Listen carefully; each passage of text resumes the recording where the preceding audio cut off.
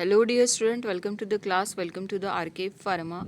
So आज finally आपण चर्चा करणार आहोत ती म्हणजे DHS फार्मसी ऑफिसर या पोस्ट करता. ठीक आहे, तुमचं DHS फार्मसी ऑफिसरचं पोस्ट येणार आहे. ही चर्चा सध्या स्थितीत प्रत्येक चॅनलवरती असो किंवा प्रत्येक गव्हर्मेंट कुठे टेलिग्राम चॅनल असेल किंवा काही असेल तुम्हाला माहिती आहे की होत आहे. ठीक आहे, यामध्ये काय होणार आहे नेमकं आणि बदल काय काय आहेत ते आपण आत्ता या त्यांनी पाठवलेल्या PDF बघणार आहे. जे त्यांच्याकडनं परिपत्रक आलेलं आहे ते त्यांच्याकडचं जे परिपत्रक आहे ते आपण बघणार आहे. तर त्यांनी माहिती मागवली आहे की नव्यानं ज्या पण कुठल्या भरती होणार आहेत, ज्या पदभरती नव्याने होणार आहेत त्याची प्रक्रिया त्यांना राबवायची आहे. तर ती गट क आणि गट ड संवर्गातील सर्व पदे त्यांना नव्याने भरायची आहे. आता आपलं जे फार्मसी ऑफिसरचं जे पोस्ट असतं ते कशामध्ये येतं, ते गट क मध्ये येतं. ठीक आहे, तर याच्यामध्ये त्यांनी म्हटलं आहे की वरील विषयाच्या अनुषंगाने सार्वजनिक आरोग्य विभागाच्या सन 2023 पदभरतीच्या अनुषंगाने गट क व गट ड ची एकूण जाहिरात जी आली होती ती होती 10,949 पदांची जाहिरात प्रसिद्ध करण्यात आली होती. त्यापैकी गट क संवर्गाची 6,446 तर गट ड चे 3,519 असे एकूण 9,565 पदे भरून रुग्णसेवेकरता मनुष्यबळ उपलब्ध करून देण्यात आलेले होते. तर आत्ता विभागाच्या गट क संवर्गाच्या सरळ सेवेच्या कोट्यावधीत 4476 पदे रिक्त आहेत. किती आहेत? गट क करिता 4476 पदे 4476 पदे रिक्त आहे. तर गट ड मध्ये आहे टोटल 2465 पदे. किती आहे? 2465 पदे. असे एकूण 6,941 पदे सध्या स्थितीत रिक्त आहे. किती आहे? 6,941. तर त्याबद्दलच त्यांनी हे परिपत्रक जाहीर केलेलं आहे. ठीक आहे, की परीक्षा तुम्हाला कशी घ्यायची आहे, कुठल्या पद्धतीने घ्यायची आहे ते आपण या क्लासमध्ये बघत आहे. ठीक आहे, त्यांनी बघा काय म्हटलं आहे इथे की गट क संवर्गातील महाराष्ट्र लोकसेवा आयोगामार्फत भरण्याबाबतचा प्रस्ताव व सेवा प्रवेशाबाबतची माहिती सुधारित प्रस्ताव सार्वजनिक आरोग्य विभाग मंत्रालय मुंबई यांना सादर करण्यात आलेला आहे. त्याने अजूनपर्यंत असं म्हटलं नाही की तुमची एक्झाम जी आहे ती MPSC कंडक्ट करणार आहे. त्यांनी असा एक प्रस्ताव सादर करण्यात आलेला आहे, पण मला तरी वाटतं की एक्झाम ही TCS कंडक्ट करेल. बघू समोर काय येतं पुन्हा. सार्वजनिक आरोग्य विभाग शासन निर्णय संदर्भ क्रमांक 2 अन्वये राष्ट्रीय आरोग्य अभियान अंतर्गत विभागामध्ये 10 व त्याहून अधिक वर्ष कंत्राटी सेवा पूर्ण करणाऱ्या 15,010 इतक्या कर्मचाऱ्यांना एक वेळची विशेष बाब म्हणून समकक्ष वेतन श्रेणीतील अधिसंख्य पद निर्माण करून त्यावर नियुक्ती देण्याच्या कार्यवाहीस मान्यता प्रदान करण्यात आली आहे. जी इतकी कर्मचारी आहेत 15,010 जे कर्मचारी आहे ज्यांना 10 वर्षापेक्षा अधिक कार्यकाळ आपल्या सार्वजनिक आरोग्य विभागामध्ये झालेला आहे त्यांना समकक्ष वेतन श्रेणीतील अधिसंख्य पदनिर्माण हे पद तुमच्या जी पदभरती आहे DHSची पदभरती आहे त्यामध्ये ही काउंट होणार नाही, ती अधिसंख्येमध्ये जाणार आहे. म्हणून तुमचा आणि त्यांचा जो रिक्त पदांचा जो इम्पॅक्ट आहे यांच्या भरतीमुळे तुमच्या पदभरतीवर काही इम्पॅक्ट पडणार नाही. ही अधिसंख्य पद निर्माण करून त्यांना काय करतील, परमनंट करण्यात येणार आहे. ठीक आहे, नंतर बघा आत्ता नवीन जी गट क ची पदं भरायची आहेत ती किती आहेत.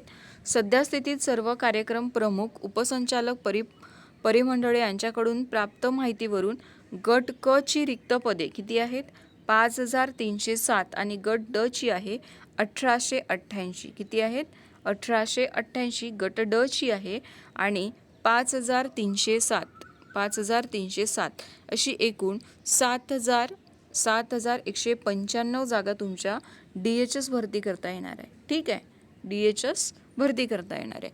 आता DHSमध्ये आपल्या फार्मसिस्टच्या किती असणार आहे, तर फार्मसिस्टच्या नियर अबाउट 160+ तर आहेच, पण 200पेक्षा अधिक गृहीत धरल्या जाईल. म्हणजे 200पेक्षा अधिक येतील, 200पेक्षा अधिक असेल. 160+ तर आहेच, 160+ तर आहेच. ठीक आहे, तर ही पण मोठी जाहिरात असणार आहे.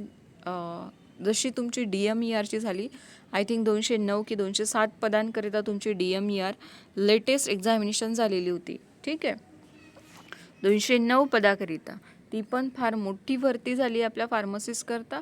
आत्ता DHS जी येणार आहे ती पण बऱ्यापैकी छान येणार आहे. म्हणून तुम्हाला DHS करता प्रिपरेशन आत्तापासून स्टार्ट करायची आहे. होऊ शकतं की ॲट दी मोमेंट पेपर पॅटर्नमध्ये काही येऊ शकतं, चेंजेस येऊ शकतं की TCS घेईल की MPSC घेईल. तुम्ही आत्तापर्यंतचा जो सिलेबस होता तोच तुम्हाला आत्तापर्यंत कंटिन्यू करायचा आहे. जसा होता ॲज इट इज तसाच करा. ज्यावेळी तुमची ॲडव्हर्टाइजमेंट पडेल त्यावेळी त्यामध्ये प्रत्येक गोष्ट क्लिअरली नोटिफाय असतं. ठीक आहे, जे पण असतं त्याच्यामध्ये की पेपर कोण घेणार आहे, पेपर पॅटर्न कसा असणार आहे, पेपरमध्ये सिलेबस काय असणार आहे, या सर्व गोष्टी त्यामध्ये मेन्शन केलेल्या असतात.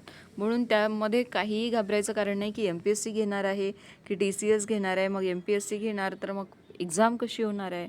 या सगळ्या गोष्टी त्या ॲडव्हर्टिजमेंटमध्ये प्रत्येक गोष्ट मेन्शन केली जाते. ठीक आहे, तर आजपासूनच तुम्हाला त्या DHS करिता ज्यांना पोस्ट पाहिजे आहे, थोडा वेळ का होईना, 2 तास असो, 1 तास असो, तुम्हाला अभ्यास आत्तापासून सुरू करायचा आहे. म्हणजे तुम्ही कॉम्पिटिशनला प्रिपेअर होऊन जाता. प्रत्येकांची गरज वेगळी वेगळी असते आणि प्रत्येकांची स्थिती पण वेगळी वेगळी असते. आता दिवसातनं 24 तासांमध्ये कोणाला स्वतःसाठी 1 तास मिळत असेल, अर्धा तास मिळत असेल, त्याला युटिलाइज करा आणि DHS क्रॅक करा. DHS करता आपलं बुक पण आहे सिम्प्लिफाईड फार्मसी म्हणून, DRX सिम्प्लिफाईड फार्मसी.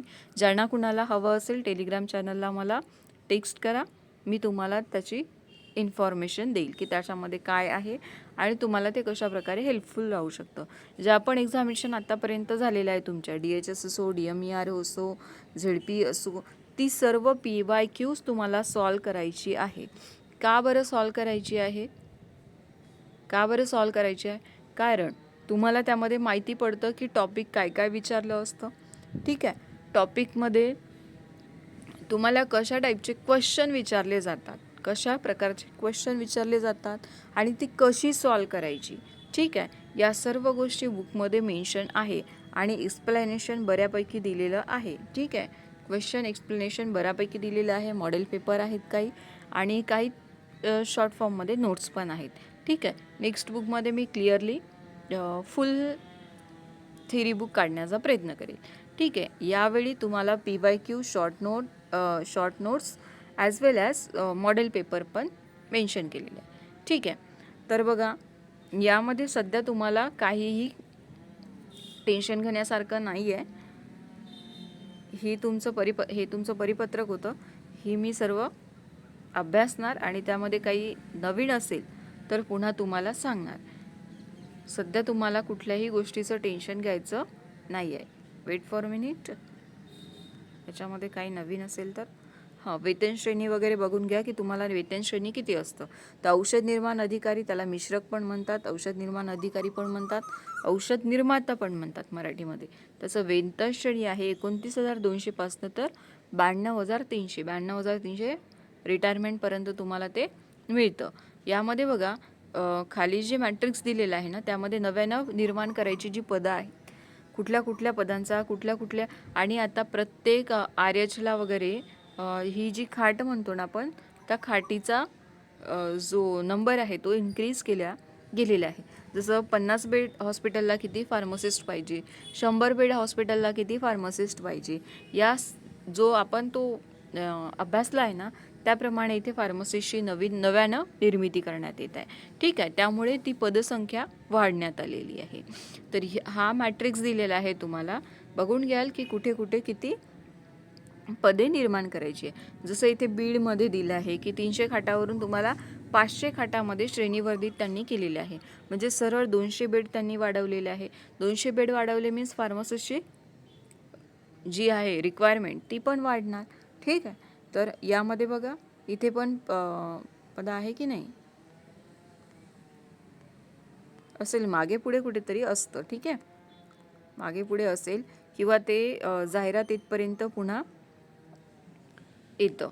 इथे आहे बघा 3 पोस्ट आहेत. याप्रमाणेच खाली पुन्हा PDF आहे.